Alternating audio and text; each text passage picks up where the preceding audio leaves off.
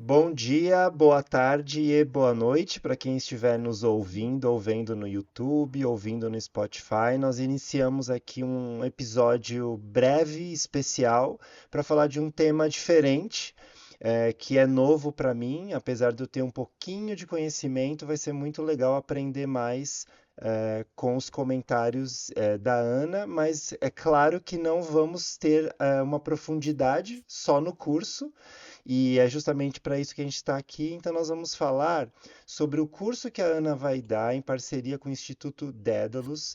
O curso se chama Olhar o Invisível. Observação Goetheana em Contos de Fada.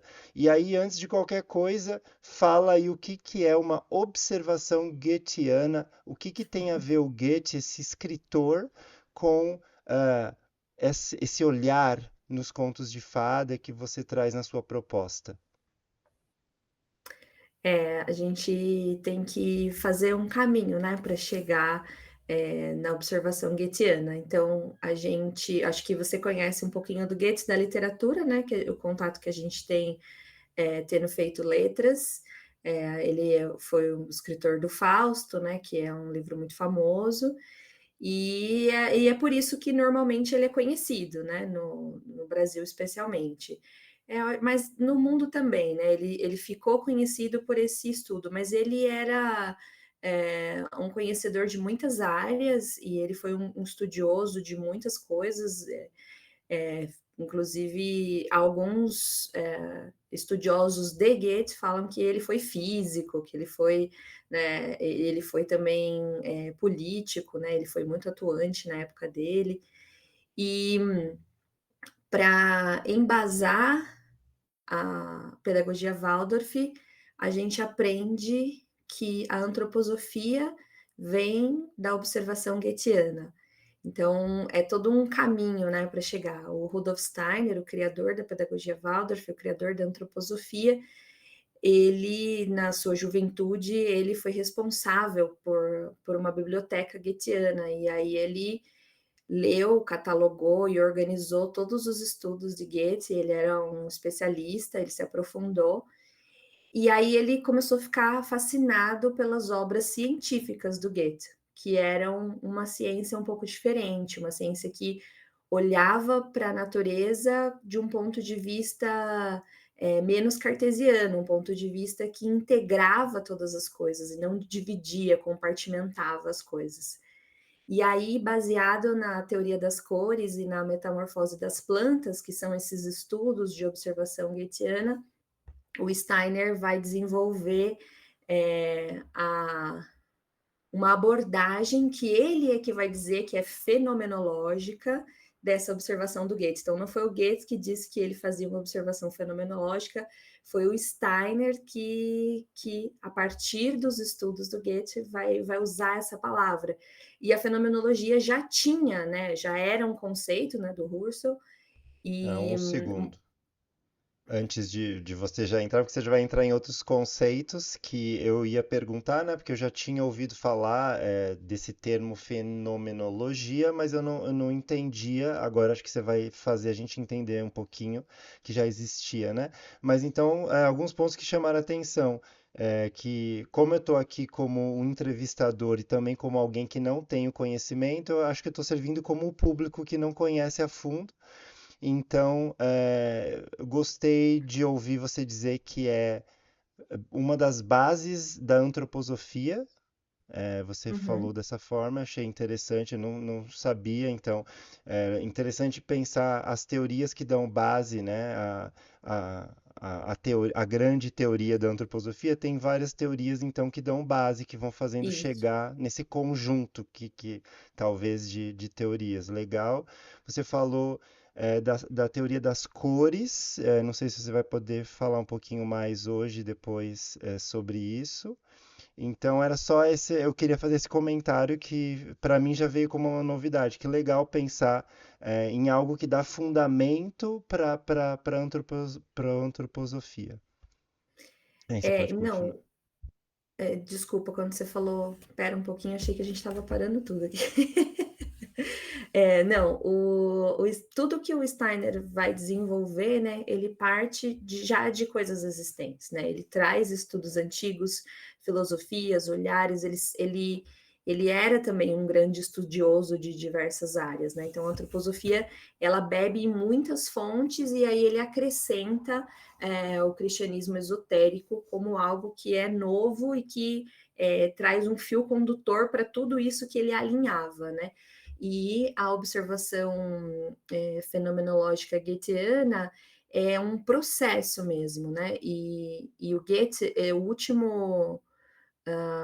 a última escrita que ele fez a respeito disso, né, então minha ideia não é entrar em detalhes da teoria das cores nem da metamorfose das plantas, mas ele, vai desenvolver um estudo, né, nesses 2 aspectos, foi o que ele foi mais fundo, mas ele estudava mineralogia, ele estudava, fazia observação de insetos também, e ele desenhava, né, então uma das formas de se conectar, né, nessa observação é fazer os desenhos. Porque quando você reproduz, né, aquilo, você vai criando uma conexão diferente. E aí o texto que ele escreve sobre o método, né, que é um ensaio, chama o experimento como mediador entre o sujeito e o objeto. Então, isso é uma coisa bastante diferente do Husserl, né, da fenomenologia, científica, que é a importância do sujeito, né, o olhar do sujeito também faz diferença. A ideia da ciência é sempre isentar o sujeito, né, tentar ao máximo, tirar, né, deixar o objeto, né, aquilo que se observa puro, entre aspas, mas é essa mesma palavra que eles usam, né. Mas a gente, como humano, sabe muito bem que a gente não dá conta, né, de se É, isentar, né. e eu gostaria de adicionar isso que, se não me engano, na física quântica, hoje em dia, tem uma questão justamente que não pode ignorar o momento da observação, né? Então, como eu não sou estudioso a fundo, eu sou só um entusiasta, eu não consigo nem dar os nomes disso para alguém que esteja ouvindo, que saiba melhor do que eu, vai saber do que eu quero dizer. Mas existe um estudo que eles sempre observavam que no momento que se observava eh, o objeto que se queria no âmbito quântico, né, muito pequeno, ele imediatamente quando eu olhava, ele não estava mais onde estava antes. Então ele nunca conseguia ser observado de maneira objetiva, porque a minha observação afeta o objeto. E isso já está comprovado na quântica, justamente porque existe uma questão da luz também, existe o outro elemento que é o cientista observando aquilo, fazendo com que aquilo se altere. Então já tem até na própria ciência uma comprovação de que não tem como não ter a alteração do, a partir do olhar, a partir de quem está observando mesmo. Uhum. E isso é muito significativo e simbólico também, né, porque é como a gente não é capaz de fazer um juízo puro, então vai importar. E o Steiner tem vários, exercícios, inclusive tem um processo que chama exercícios complementares, que ajudam nesse processo, né, de observar e cotidianamente você olha de novo e olha de novo, e a cada vez que você olha, o seu olhar consegue alcançar coisas, e ele também diz que o objeto se mostra também diferente. Então, o observado, né, porque eu estou falando objeto, mas não precisa ser um objeto, né. Eh, a gente usa então a ferramenta, fenomenológica goetheana, por exemplo, para observar a criança, o brincar da criança, né. Então, como que se dá, quais são as características, como que, a forma com a mãozinha da criança, qual o gestual dela, né. E aí a gente vai observando e todo dia você observa um pouquinho, você faz um desenho daquela mãozinha, aí você olha de novo, aí você percebe: "Nossa, mas eu não sei como é a unha dela", porque quando você desenha, você vai afinando o seu olhar também porque você percebe que você não capta tudo, né, no olhar. Então você tem que olhar de novo, e de novo, e de novo para conseguir expandir esse olhar, né, para fazer uma verdadeira contemplação. Eu gosto muito dessa palavra, acho que ela define bem. E o Steiner vai falar, né, depois dessa primeira impressão que ele teve, ele escreveu para uma revista, e depois ele vai desenvolver 2 livros em que ele vai, olhar para isso como um conhecimento mesmo que deveria ser estruturado e usado, pra observação de outras coisas. E ele fala que uma chave, né, importante é a intuição. A intuição é um ponto que vai diferenciar a observação, fenomenológica goetiana, que é você chegar e você não vai usar a intuição desde o começo, você constrói um caminho e a intuição ela brota entre o observado e o observador, né. E é nesse momento que você consegue apreender o arquétipo que está por trás daquilo que você observa. Então é muito, muito interessante, assim, é um processo que exige uma postura investigativa, assim, é muito bonito. Eu queria só colocar um comentário da imagem que me veio quando você disse dessa observação da criança como exemplo, e que tem que se observar muito, e eu acredito que observar em vários momentos diferentes, observar de várias formas, de vários ângulos, né? Então, imaginei um objeto multifacetado que eu nunca, de um olhar só, consigo apreender todas as facetas e possibilidades desse objeto, nesse caso a criança, e aí eu preciso voltar e olhar, e também não adianta olhar o tempo inteiro da mesma forma, eu também tenho que mudar esse meu Isso, foco de olhar. Então isso é muito legal. E aí eu não sei se faz sentido, mas na minha mente eu estou levando para o pensamento do seu curso objetivamente. Então você está propondo uma observação nesse sentido para o conto de fada. Fala um pouco isso. sobre isso. A professora Sandra Schmidt, que é uma das minhas referências, assim, ela fala que é preciso olhar cada vez como se fosse a primeira. Então, toda vez que você olhar, você sem não partir já do seu julgamento, não partir já daquilo que você já sabe sobre o que você observa, né, mas olhar sempre como se fosse algo novo, porque é aí que você abre o espaço para ver mais, para ver melhor, né, pra aquilo, também se revele, né, para que o observado se revele para você como novo. Então, ela é uma especialista no olhar para a criança, no olhar para o brincar, e eu vou fazer uma proposta de olhar para a narrativa, né? A professora Luísa Lameirão também faz esse processo de olhar para a narrativa, mas esse curso que eu estou propondo, a gente vai mesmo passo a passo, semana a semana, vai fazer um ciclo de lua completo, o mês inteiro, né? Um passo por semana, então são 4 passos. Os 4 passos são baseados numa experiência sensorial que a gente faz em contato com os fenômenos, né? E usando como ponto de partida os elementos da natureza. Então, a gente vai relacionar os elementos terra, água, ar e fogo aos 4 passos. Então, o primeiro passo é a terra, que eu vou observar de forma mais descritiva, de forma mais tátil, né? Eu vou olhar para aquilo que eu estou vendo, ponto, sem trazer nenhuma interpretação. No segundo passo, a gente vai olhar para o movimento, né, para essa água, para esse fluido que tem aqui, aquilo que se observa, no nosso caso, na narrativa, onde estão as transições, né, onde estão as cenas, onde estão os movimentos desse conto. E depois a gente vai para o passo ar, que é então onde a gente vai fazer a grande diferença da fenomenologia científica convencional, né? Que é você conseguir, então, introduzir o sujeito, né? O olhar do sujeito nessa observação, e aí a gente volta para a fonte, como diz a professora Luísa Lameirão, eu acho muito bonito essa imagem que ela faz, que é o momento em que a gente consegue encontrar o borbulhar da fonte, né? Como se você conseguisse alcançar o arquétipo que está ali por trás. E aí, no passo fogo, então, algo surge, né? E geralmente algo vem para você. Então, na medicina antroposófica, é o momento em que o médico vai fazer a receita, né? Vai dar as indicações daquilo que você tem que não só consumir como remédio, mas fazer, né? Porque o médico antroposófico manda ler um livro, manda fazer pintura, né? Tem outros elementos entram aí porque é mais holístico.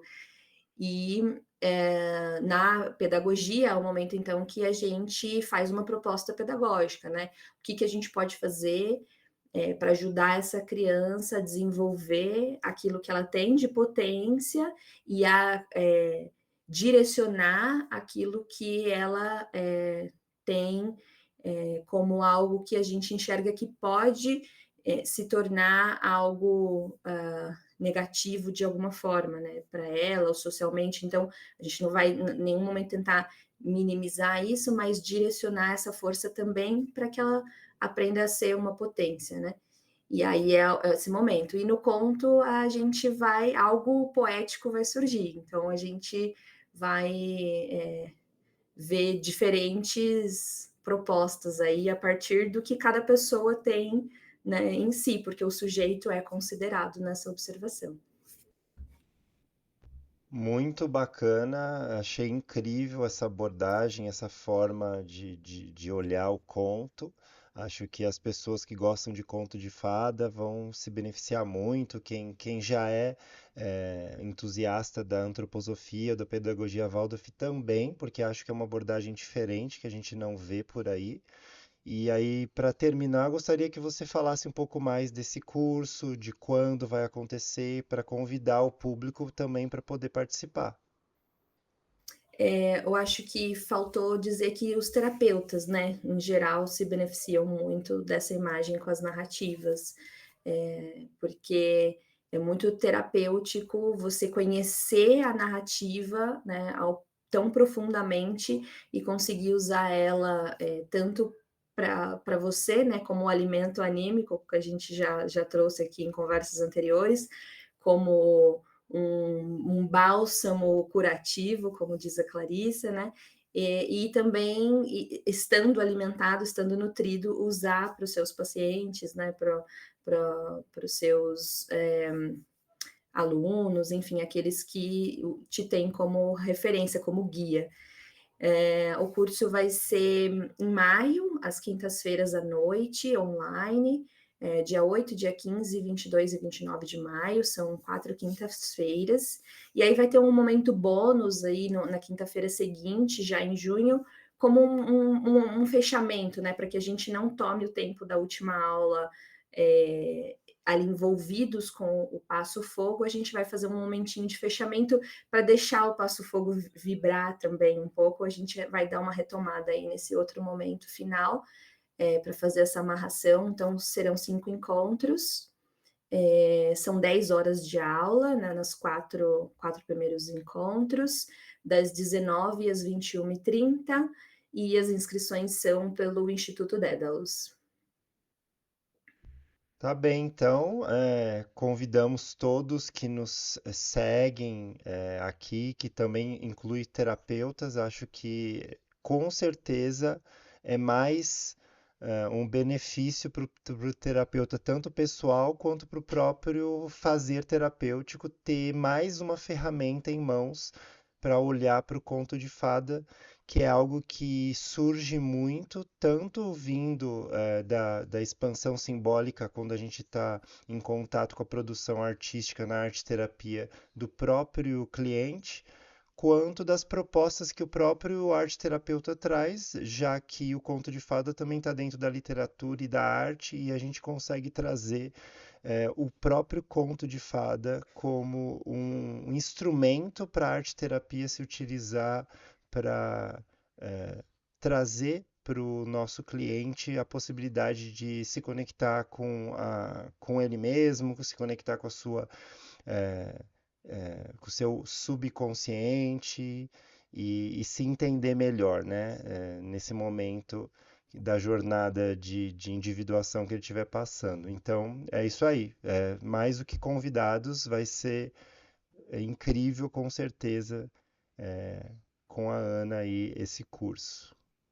E a ferramenta, né, o Goethe usava na observação da natureza, o Steiner vai se apropriar disso e usar dentro da educação, dentro da medicina, e a gente está se apropriando disso e carregando, né, para as narrativas, para esse olhar uh, do como a narração, seja ela, né, na literatura, no texto escrito ou num texto oral, num texto criativo, autoral, biográfico, né, mas como nas narrativas a gente pode usar ela. Então, na verdade, ela é uma ferramenta para a vida, né? Essa forma de observar o mundo pode ser levada aí para qualquer âmbito que a gente vive.